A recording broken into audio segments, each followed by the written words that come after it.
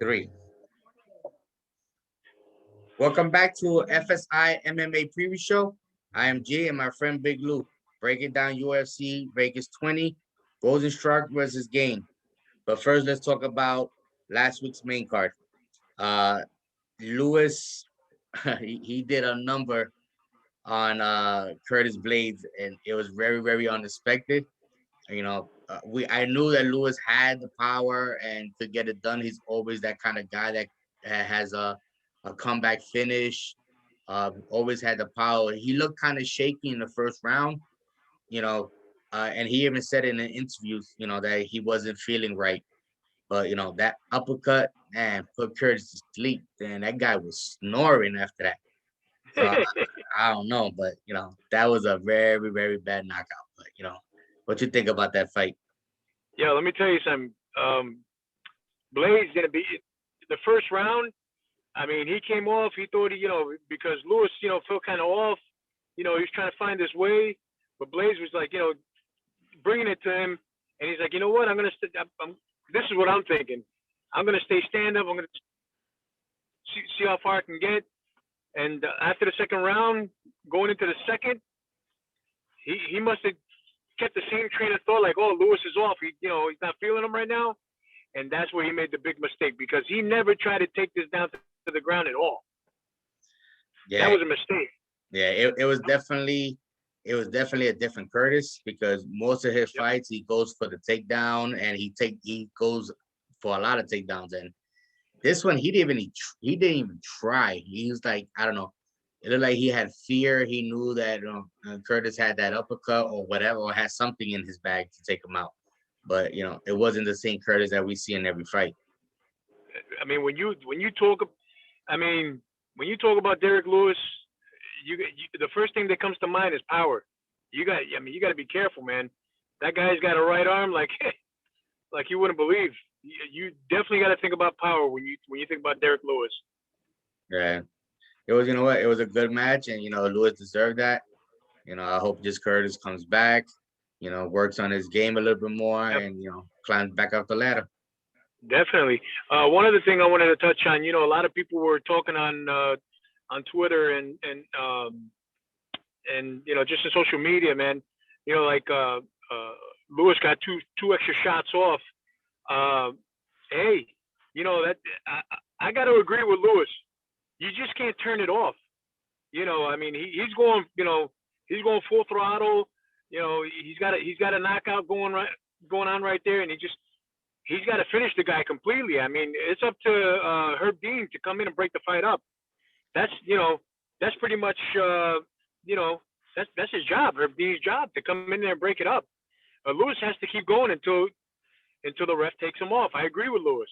Yeah, well, and the point I agree too, because the fight is not over until the ref steps in. Exactly. Yep. And one of Lewis's interviews, he was talking about in wrestling, when the Undertaker gets knocked down, all of a sudden he just rises up like nothing, and he thought that Curtis was gonna do the same thing. So what? Let me give him the last two shots to put him out. And what? It's understandable, but Herb Dean had to jump in before that. Once he saw him, he was out on his feet at. But yeah, pretty much. Yeah, Curtis is a fight. Listen, I've never seen that in the UFC or in MMA, but you never know. It could happen. You never know. Yeah, definitely. All right, so let's start breaking down this week's fight card. We're gonna start off from the bottom and work our way up. So the first fight is gonna be Dustin Jacoby versus Maxine Griffin. Jacoby comes in at a -167 favorite, and Griffin comes in at a +158 underdog. For this fight, I see Jacoby comes in with a 13-5 record, and Griffin comes in with a 31-8. So he's been around the block a lot. He has a lot of fights. Jacoby has 9 KOs, 1 sub. He has lost 1 time by KO and 2 by subs. Grissom has 16 KOs with 6 subs, and he has lost, 3 by KOs and 3 subs. Right here, Grissom is the veteran pretty much. He has the more experience. But I don't know. I see it as Griffin. The last time he fought was October 16, 2020, and he won in the second round KO. Was pretty good. After that, he lost to Marcin Tybura by a decision. Now, Justin McCoby last fight was also in October because Justin Ledet, and he knocked him out in the first round. And before that, he came from the Contender Series. He fought Taylor Flores. Strike wise, I see, Dustin Jacoby has a pretty much a 3.65 strikes per minute, and Griffin has 2.8. So Jacoby throws a little bit more volume.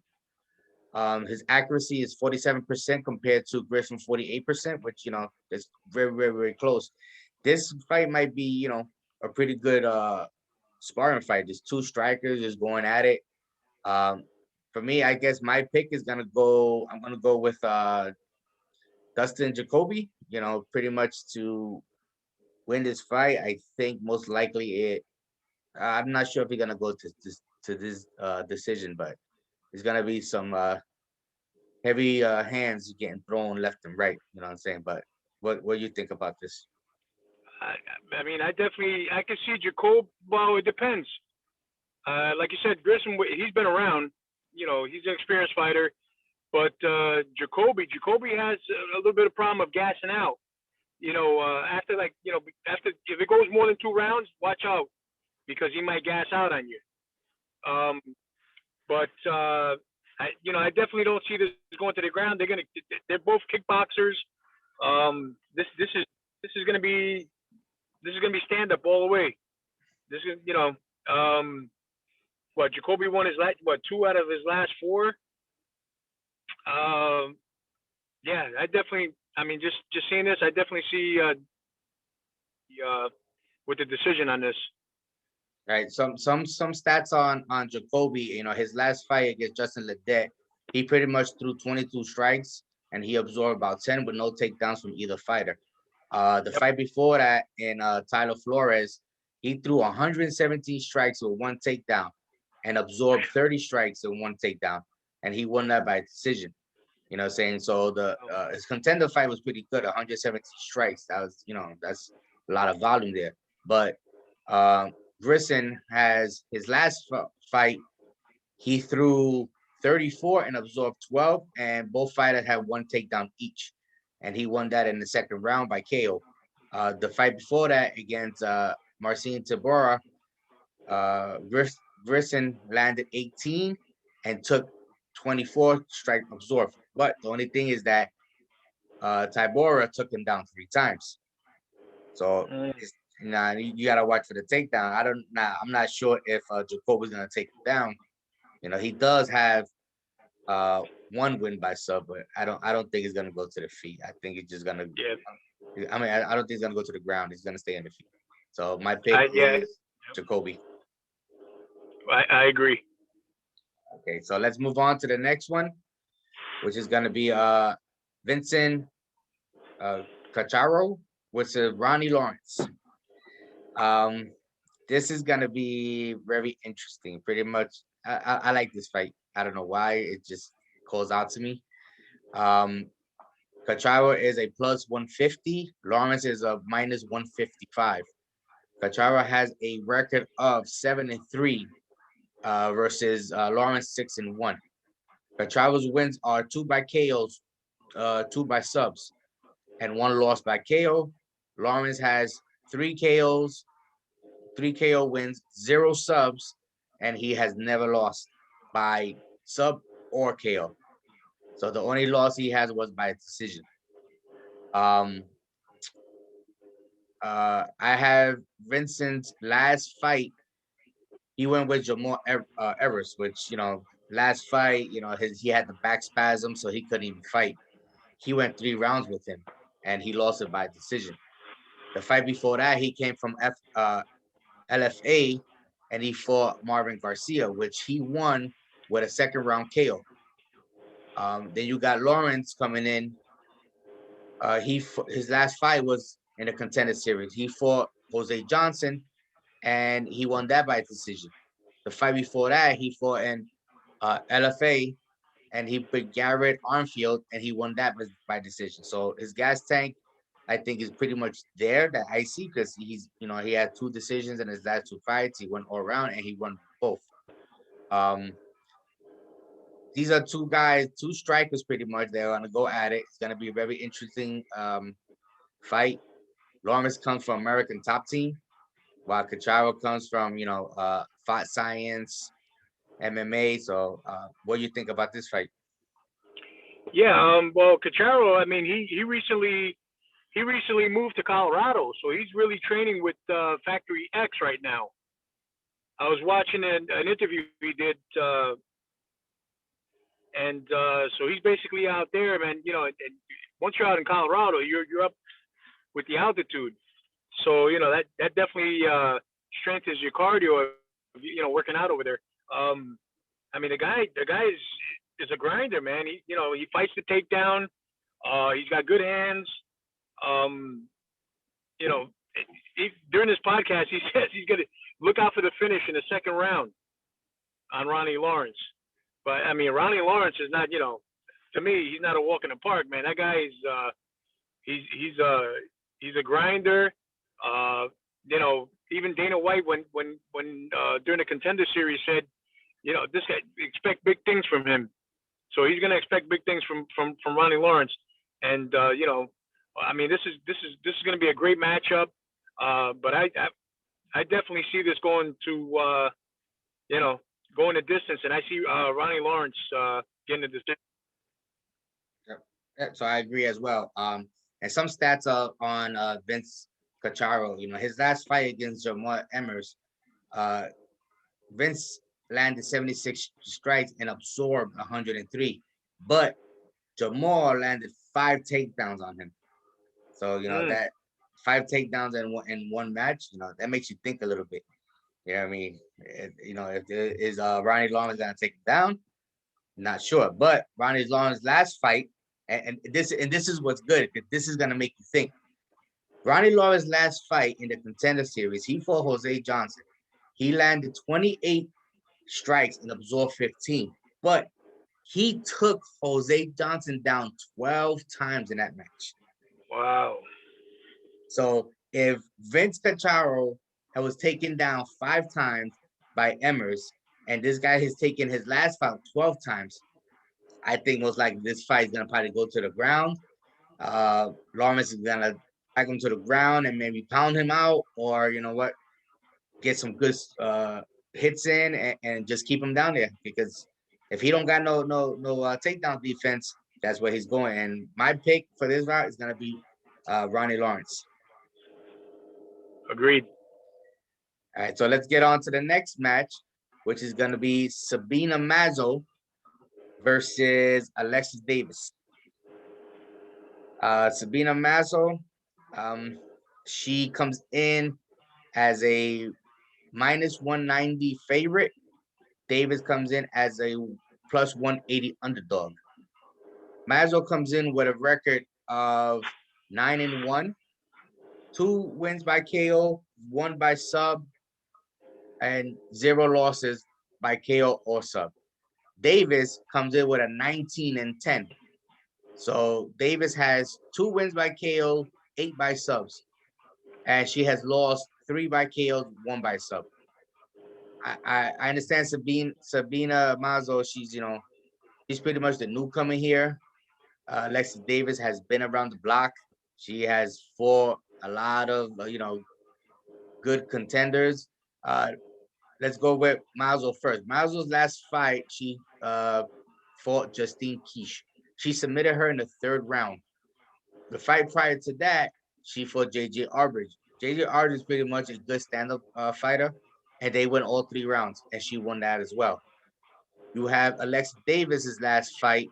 She fought Viviana Arroyo, and she lost that in the decision. Before that, she fought Jennifer Maia, and she lost that by decision. in the last 5 fights, she is 2-5 in the last 5 matches. And also what I got a little bit worried is her last match was July 26th of 2019. So, it's been a long time that she's been in the ring. You know what I mean? But pretty much I like Mazzo a little bit. I like the newcomer coming in. Alexa Davis, she has been around the block for the who's. But I think Mazzo has this. What do you think? Well, I tell you what. I mean, Alexis Davis, she's been, like you said, has been around the block. Most of her fights have been at 135. She's dropping down to 125. Sabina is also fighting at 125. She's a crafty veteran. She's going to bring the fight to Sabina. She's going to, pressure on. Sabina's got to find a way to kind of break away and work the outside. She's young. She has a lot to prove. She's only 23 years old. So, what's her record? 9-1. Yeah. So I mean, she's definitely, in my eyes, she's definitely got she got a lot to prove against the veteran. But I'm gonna stick with her, Sabina Mazzo. All right. So some stats on. We're gonna go with Mazzo first. Her last fight that she fought against was the last fight. Oh, she fought against Justine Kish. Mazzo landed 131 strikes with no takedown, but absorbed 93 strikes and 1 takedown, and she won that by a sub in the 3rd round by rear naked choke. The fight prior to that with JJ Arbridge, she landed 116 strikes and absorbed 58, and won that by a split decision. The last 2 fights for Alexis Davis, she fought Vivian Arroyo.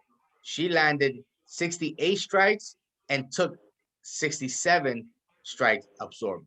And she took 2 takedowns from Vivian. Also, when she fought Jennifer Maia, Davis landed 72 strikes and Maia pretty much landed 60 strikes. Both of them were lost by decision. I don't know. I just think pretty much Alexis Davis is not saying that she's out of it and she shouldn't fight no more, but she's a contender, she's a grinder, and she'll keep on fighting until they let her. But Sabina has this, for me, the younger person, more volume, and I think she's a little bit more hungry for this fight. So I'm gonna definitely pick her. Yeah, I agree. All right, so the next fight we have, which is gonna be a good one, Alexander Hernandez versus Douglas Moses. This fight is going to be very, very interesting. So Hernandez comes in at a -200 favorite versus Moses comes in at a +205 underdog. I don't know. I'm looking at that odds a little bit off. I think it should be a little bit lower in the 100s. But let's go down at Hernandez. Record is 12-3, 5 by KO, 2 by subs, and he has lost twice by KO and 0 by sub. Moses has 14-4. He has 3 KOs, 6 subs, and has never lost by sub or KO. All his losses were by decision. Alexander Hernandez's last fight, he fought against Chris Rusamakia. I guess that's his name. I probably messed that up. But he won that fight with a 1st round knockout. And then prior for that, he fought Drew Dober. Drew Dober is a pretty good a fighter, and he lost that in the 2nd round by TKO. Douglas Moses' last fight was against Bobby Green. Bobby Green is pretty good, and he won that fight. He won it by decision. The fight before that, he fought Michael Johnson. So you got 2 good guys here that Moses has fought. You know what I mean? And he beat Michael Johnson by submission by heel hook. So he got some ground game going in there. Hernandez is a striker, and Moses is pretty much a BJJ grappler. a black belt to be to be certain. But my choice for me, this is gonna be a real tough one. But I might be going with the underdog in this one. I might be going with Moses to get that win. What you think? Wow, man. I'm telling you, man. You know what? This is going to be a very exciting fight. You know, you got the striker against the ground guy, man. It's just going to be, you got two up and coming fighters. Um, it's going to be super exciting. Alex Hernandez, watch out for that right hand, man. He just keeps bringing it all day. Where Thiago Moses just tries to, the minute from the bell rings, boom, he's going to, for the takedown right away. So it's gonna be exciting to watch Alex try to fight the takedown. It's definitely gonna be exciting, but I'm gonna go with Alex. I think Alex is just gonna bring the smoke and knock this guy out. It's definitely gonna be exciting, man. All right, very good. So some of the stats for Alex. Alex last fight, he landed 29 strikes and absorbed 8, and he won that by KO. The fight prior to that was Drew Dober. He landed 34 and absorbed 61. But Alexander did take Dober down 3 times. So, is he gonna try to take Moses down in this fight? Not sure, because that's Moses's his skill right there on the ground. So are they gonna stay standing up? Let's see what happens. But for Moses, his last fight against Bobby Green, he threw 42 strikes with 2 takedowns, and he absorbed 85 strikes with 2 takedowns, and he still won a decision. Against Michael Johnson, he threw 1 strike, and Michael Johnson threw 27, and he beat him by heel hook. So that 1 strike, I guess, must have knocked him down to the floor or something, because 1 strike in the whole fight, I don't know. That might be a little error there. Yeah.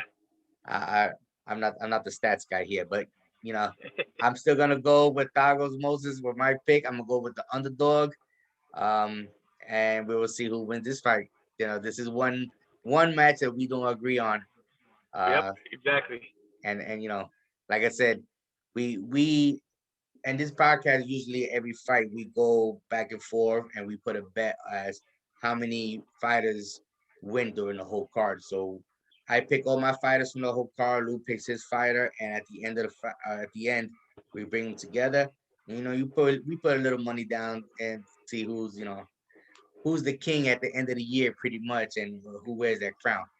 You know what I mean? Gotta make that money. Yep, we get a little money down, and maybe as this goes on, maybe I might buy a little crown, and whoever wins that fight card, wears the crown for the show. But let's see what happens with that.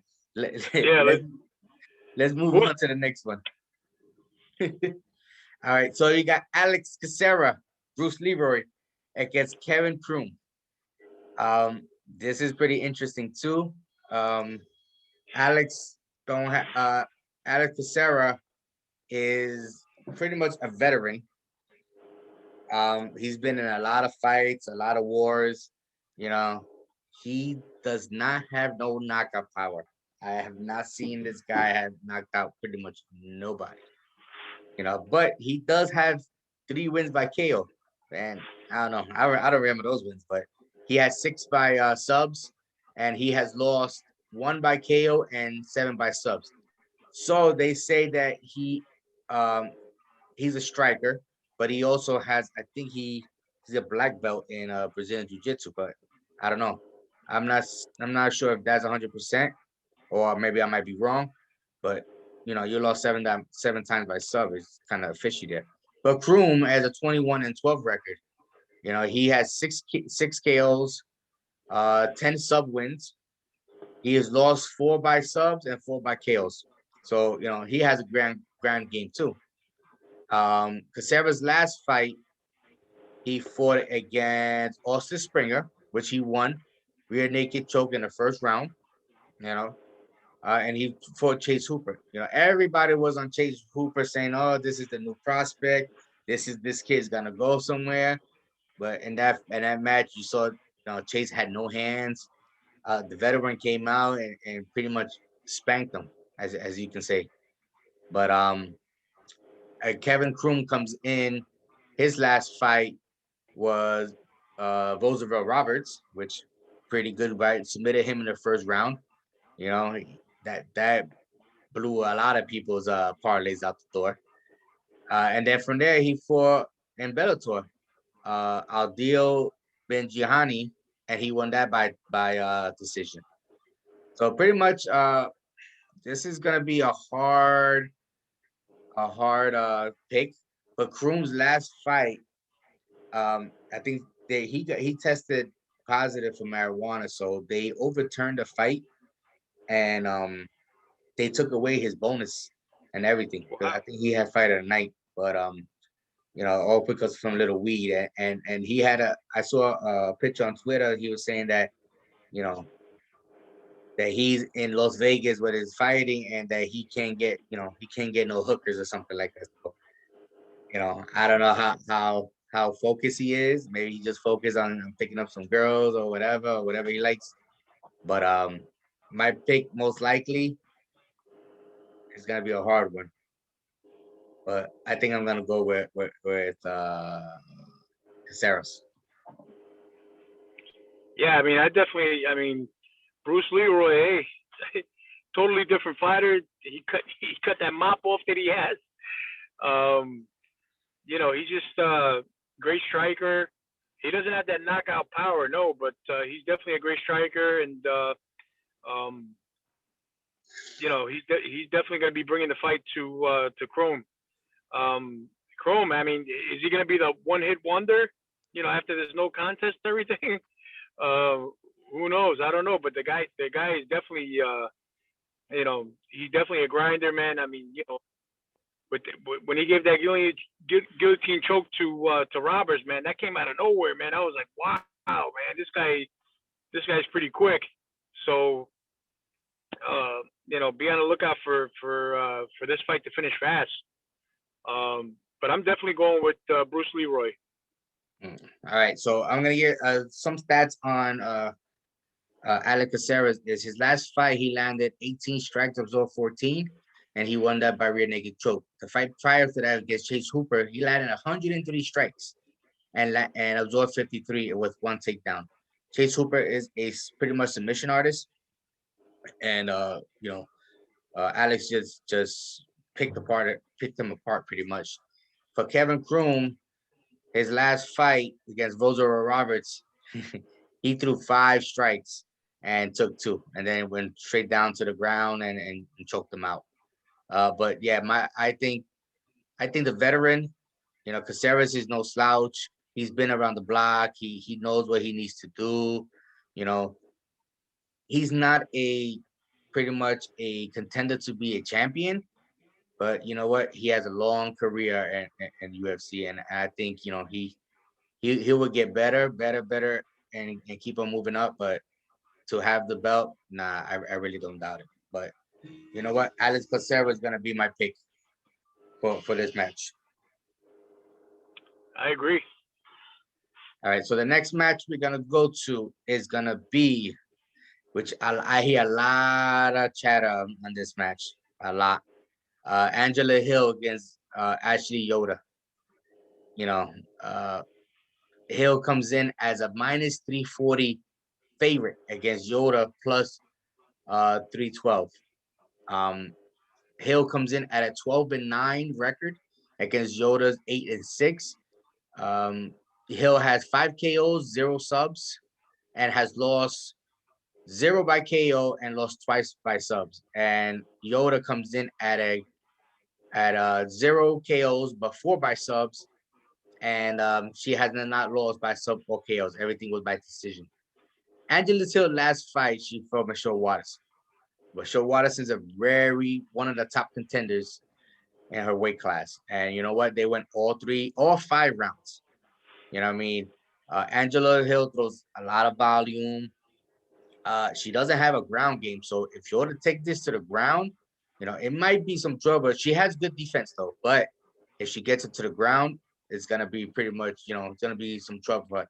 Not saying that she's gonna get submitted, but it's probably gonna be hard for her to get up. She also fought Claudia Gadea, and she lost that by decision in the third round. So she has the gas tank to last all 3 rounds. Now, Ashley Yoda, her last fight was against Miranda Grinder, and she went all 3 rounds with her, and she won that fight. And before that, she fought Livia Souza, which she lost that fight by decision. So these two girls pretty much is going to be a decision um, match. Even in the betting odds, if you have the winner to this match, I say bet it by decision. You know, because I don't think nobody's gonna get knocked out. I don't think nobody's gonna get subbed. Angela Hill is the favorite here by a lot. Unfortunately, I'm gonna pick Angela Hill to win this, but I'm not 100%. I think Ashley can pull something and pretty much take her out. What you think? I think we're going to see a different Angela Hill. I mean, she's got to take this out of the judges' hands. There's decision. It's got to. She's definitely got to take it out of the judges' hands. She's got to find a way to take Yoder. Just to finish off Yoder. She's got to find a way. Either submit her or knock her out, but she's got to find a way to take this out of the judges' hands. Angela, she's a good striker. In her last fight, strikes landed per minute was almost 6 shots per minute. So she's definitely got a lot of output.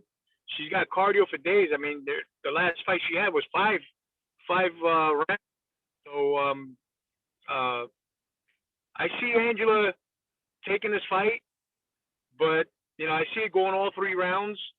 And as much as I wanted to win, not by decision, by knockout, but it's not going to happen. But definitely by decision, I could just see it.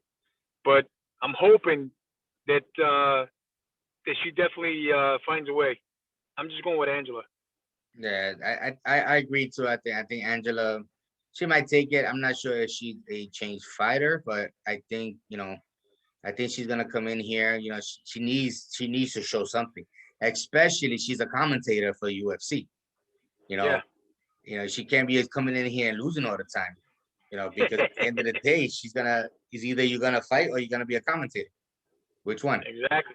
You know what I mean? So she has to show up in this match because Uncle Dana, I don't know what he's gonna do if she just keeps on losing. But I seen pictures of Ashley Yoda, and she is fit. I think she's been training. You can see the abs on her and everything. But I'm not sure if she's still with Dan Henderson, but yeah, she's definitely in shape. Yep. So she is a purple belt in BJJ, and she's on the Team Quest. So, but like I said, I'm gonna go with Angela Hill, just for the volume. But like I said before, be careful. Be careful on betting this one. Honestly, I'm not even putting this in my parlay. This is gonna be completely out. You know what I mean? Yeah. But if you have a good feel on who's gonna win, pick it by decision because most likely 98% of this fight is gonna go by decision. All right, so let's get moving with another interesting fight that we got going on. Pedro Munoz against Jimmy Guerrero. This is gonna be a pretty good fight. You got Munoz at plus 130, coming back with Guerrero at minus 140. So it's a close odds on this fight. You got a striker and BJJ grappler for Munoz and a striker for Guerrero. Munoz is a black belt at BJJ. Munoz comes in at an 18-5 record against Guerrero's 23-4. So Guerrero's been around the block a long time. Munoz has a 5 by KO wins, 8 by subs, and has never lost by KO and has never lost by subs. So this guy is very hard to knock down. He has a BJJ background, so I doubt you're gonna submit him. He's very, very, he'll go after you. He'll take blows. He takes a lot of damage, and he just keep on coming. You have Guerrero, which has 4 wins by KO, 2 by subs, and he's only been KO once. It's gonna be a pretty much crazy fight. This is gonna be a very good fight. Pedro Munoz's last fight, he fought Frankie Edgar, and we know what just happened to Frankie Edgar. I mean, unfortunately, I like Frankie Edgar. Uh, I know one of his family members, and I always liked Frankie Edgar since he was fighting a long time ago. It's sad what happened to him. But I think he'll be back, and he'll try to be a little better. But he fought Munoz on a 5-round fight, and Frankie Edgar took that match from him. Then he fought Aljamain Sterling, and he lost that fight by decision in the 3rd round. These 2 guys are very good fighters. He's Pedro Munoz has fought the who in the division. Cody Garbrandt, Brian Cataway. He's fought a lot of John Dobson, Rob Font. He fought a lot of good people, and for him to never be submitted or never been knocked out, it makes you think a little bit. Jimmy Guerrero now, his last fight, it was against Cody Stamen. He pretty much went to decision with him. I'm not sure if this was the I don't know if this is the one where Cody had some family issues. Not sure, but Peter he fought Peter Yan, and he lost that match. He fought Aljamain Sterling as well, and he lost that match. He fought John Dawson, lost that match. Marlon Moraes, so he also got a good background on fighting. Uriah Faber, he beat Uriah Faber. You know what I mean? So this is gonna be a scrap. This is gonna be a good fight.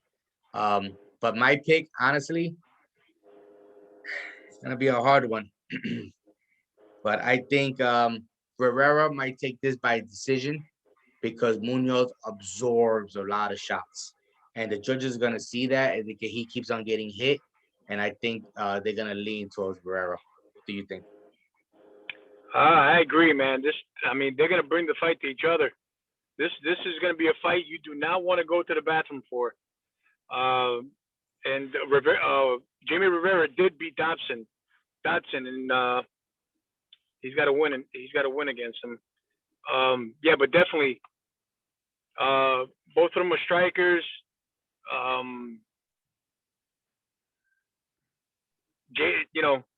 Jamie, if he's being outstruck, he's gonna want to take it down to the ground. But I don't know, man. This is gonna be very close, very close. But yeah, I'm gonna have to agree with you. I'm gonna go with Jamie Rivera at the end by decision.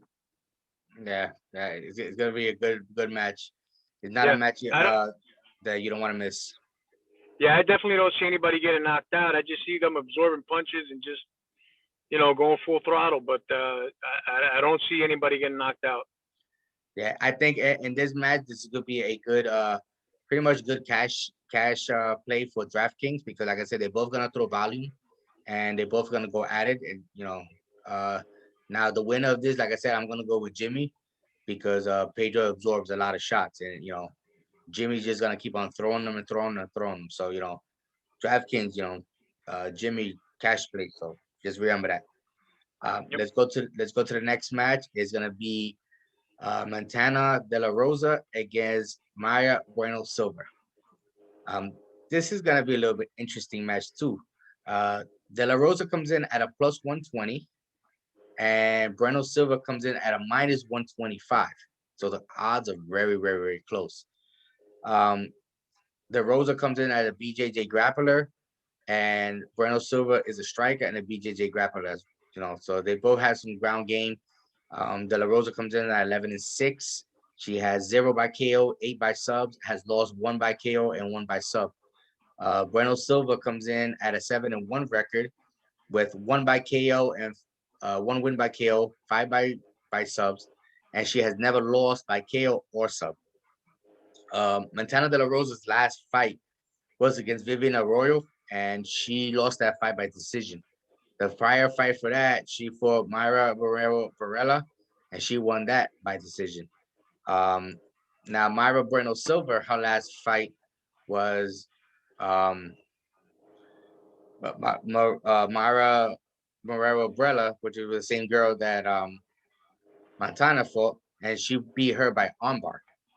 The fight prior for that, she fought Mariana Moraes, and she won that by decision. I don't know. This was kind of I like my De La Rosa a little bit. You know what I'm saying? Her husband also is in the UFC. She's getting better at every fight. You know, she's working hard. Um, and I think she can improve. And she might have a chance with this, especially being a plus 120 underdog. You know, pretty much screams that it's a close fight. It can go either way. But at the end of the day, my pick is gonna go for Bueno Silva. I think she has a little bit more in her.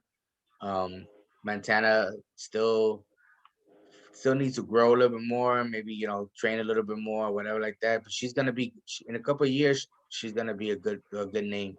To a good outcome into this weight class.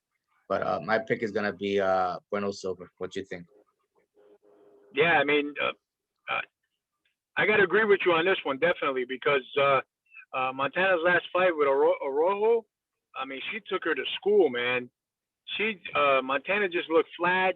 I mean, she ran into. I think Orojo's a Muay Thai champion, and I think she was a Muay Thai champion.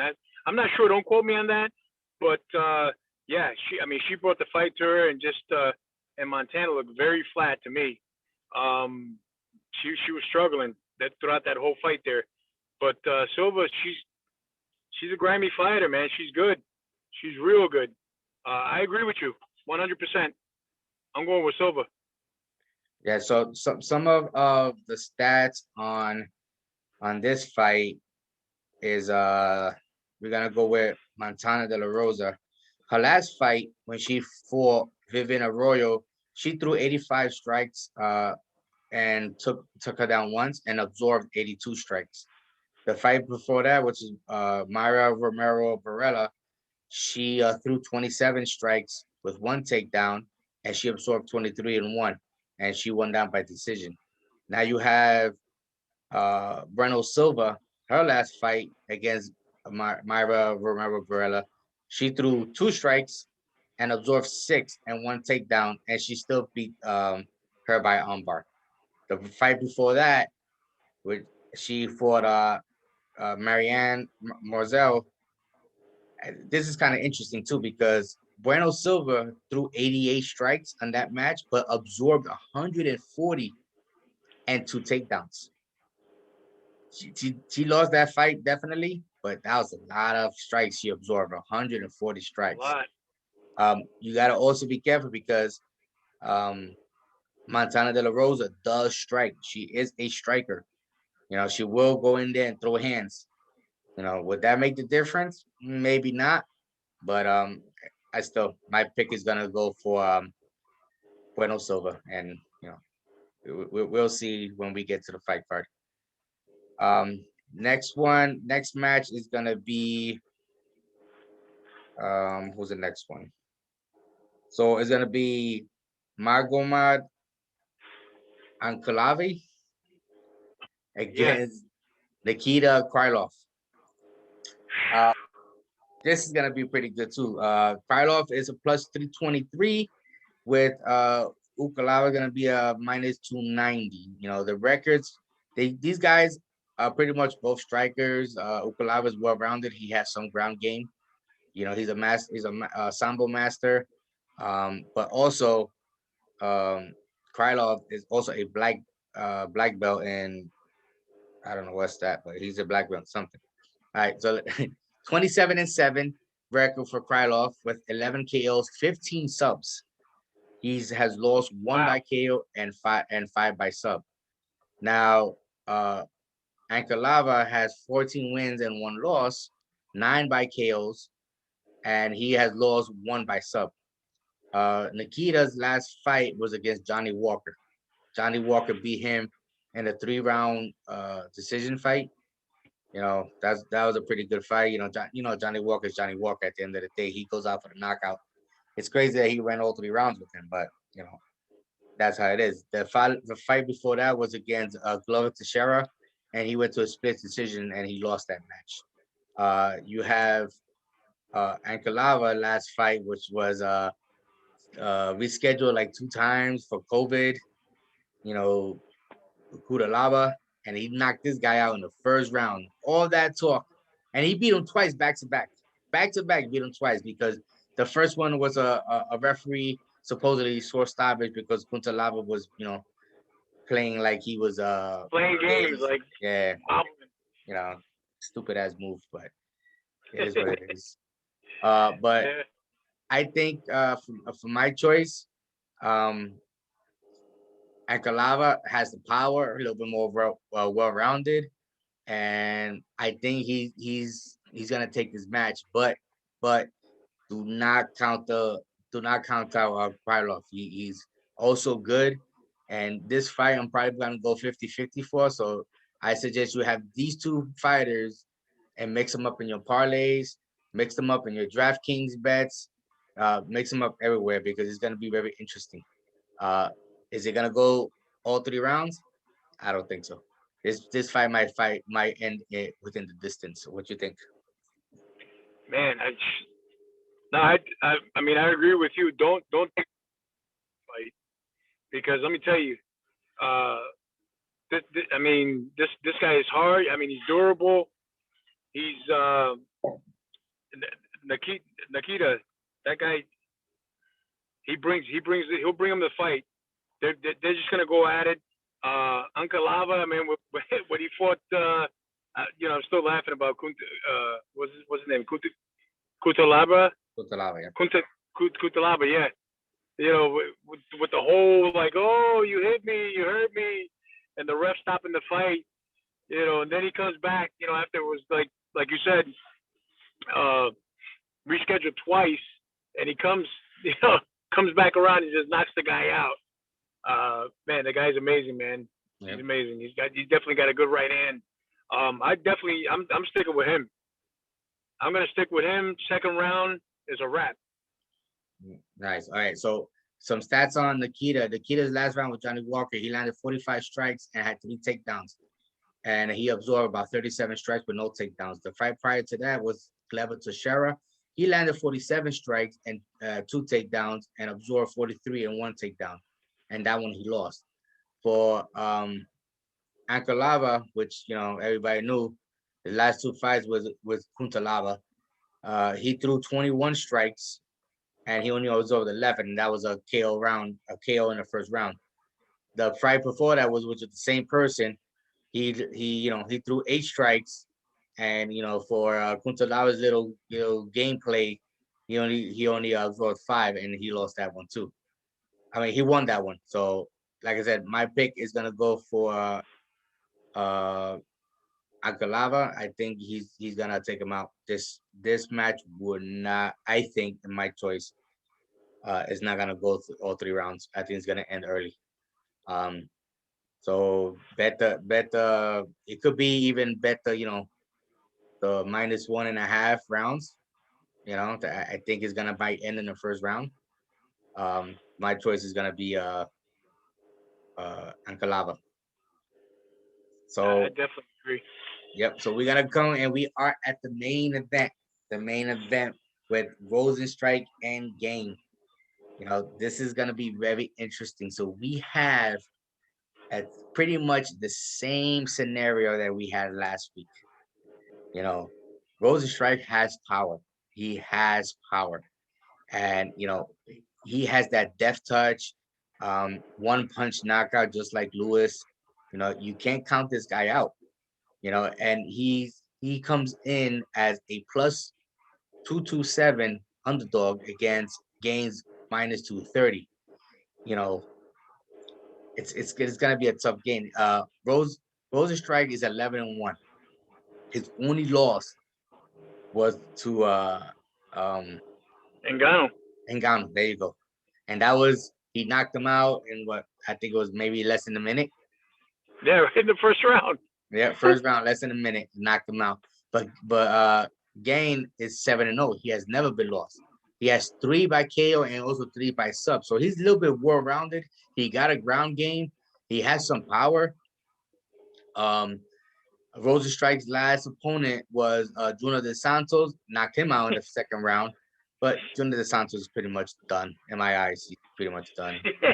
Stick a fork in him. He's done. He should just give it up. And then, he had Ngannou, but he got KO'd in the first round. Gain has his last fight was against Junior Dos Santos as well. And he knocked him out in the second round. And before that, he fought Tanner Boza and he went to a split decision. So he has some cardio because he did go to 3 rounds. But my choice here, I think I'm gonna go with the well-rounded fighter in Gain. And I think he's pretty much gonna school Rosenstrike. But do not quote me because Rosenstrike can knock this guy out. In my parlays, I'm gonna split this half and half. Have some with Rosenstrike, some with Gain, my DraftKings as well. I'm gonna have both fighters, because Rosenstrike can take this out in the first round and give you big points. But I think I'm gonna go with Gain. What do you think? I mean, this is a tough one for me because I love Rosenstrike, man. I mean, don't sleep on the guy, man. Look, Dos Anjos, I mean, even though he's done, he's still no slouch. He can still come at you. Nyangu, Overeem, Arlovsky, dude, these are all heavy duty guys, and a lot of these guys, you would say, hey, they're on their way out, they're done. But Francis Ngannou, man, he's got all heavy hitters right here, man. This is all heavy hitters. Gaines, he's got Junior Dos Santos, which was crying, oh, he hit me in the back of the head. It was illegal. That was an illegal shot. Everybody saw that. It was right by the ear. But it looks like a lot of people are sleeping on Rosenstruck, man. I tell you what, it has to be, you said a lot like last week, it has to be the other way around, though. Gain is going to have to he's going to have to find a way to get Rosenstruck down to the ground. Try to bring him down to the ground, even though, Rosenstruck is not, he has no ground game whatsoever. Try to take him down to the ground. I know Gaines is a striker as well, but if he gets caught by Rosenstruck, it's done. It's a wrap. Rosenstruck, all he needs is one shot. It's done. So my suggestion would be is to try to take him down to the ground and try to get it, because the guy's not he's not a ground guy at all, Rosenstruck. Wow, man. I'm definitely I'm gonna go with Rosenstruck. Okay. The first round, or within the first to second round, if he gets a good shot off, it's a wrap. It's done. Lights out. Game. Yep. So. Definitely. So just like before, last part when you had the Lewis fight, you also mentioned, don't sleep on Lewis and stuff like that. And I know you put a couple little bets out there and made some good money off there. You know what I mean? Probably bought a pizza just like your background over there. So Hey, listen, after Lewis won, I slept good, man. I slept on a pile of cash. I bet you did, but like I said, this is the same concept, and like Lou said, don't sleep on Rosenstrike. He can knock this guy out in the first 60 seconds, and not even the first 60 seconds, because he has power through the whole fight. It's not like. Okay. Yeah. Speaking about that, the first 60 seconds. Did you see that bet on DraftKings? Yeah. Plus 1,700 if it ended in 60 seconds. Yep. I put a couple of bucks on that. Oh, yeah, you definitely got to put some. Definitely got to put some money on that. You know what I mean? But 'cause like I said, it could happen.